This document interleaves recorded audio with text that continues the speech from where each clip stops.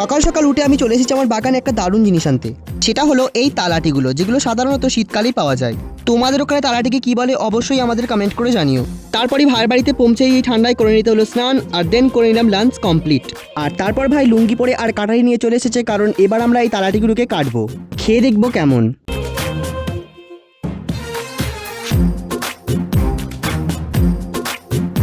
দেখতে তো এগুলোকে পুরো একটা মানুষের মাথার মতো লাগছিল, কারণ এতে ছিল চুল। তো প্রথমে আমরা এই চুলগুলোকে ছিঁড়ে নেব, আর তারপরই বসে গেলাম কাটতে। আর বিশ্বাস করো, এগুলো পুরো পাথরের মতো শক্ত। এগুলো কাটতে গিয়ে একটা পুরো ইট ভেঙে ফেলেছি। অ্যান্ড ফাইনালি এই হলো সেই পরিশ্রমের ফল।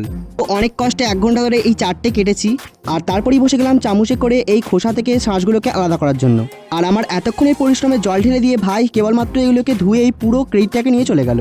দেন এলো টেস্টের পালা। প্রথমেই দিয়েছিলাম ভাইকে, ভাই তো খেয়ে এরকম একটা বাজে রিয়াকশন দিল। দেন টেস্ট করলাম আমি, আমার কাছে তো বরাবরই দারুণ লাগে। এতক্ষণ বাজে বলে শেষে আমার থেকে কেড়ে নিয়ে সব ভাই খেয়ে নিল।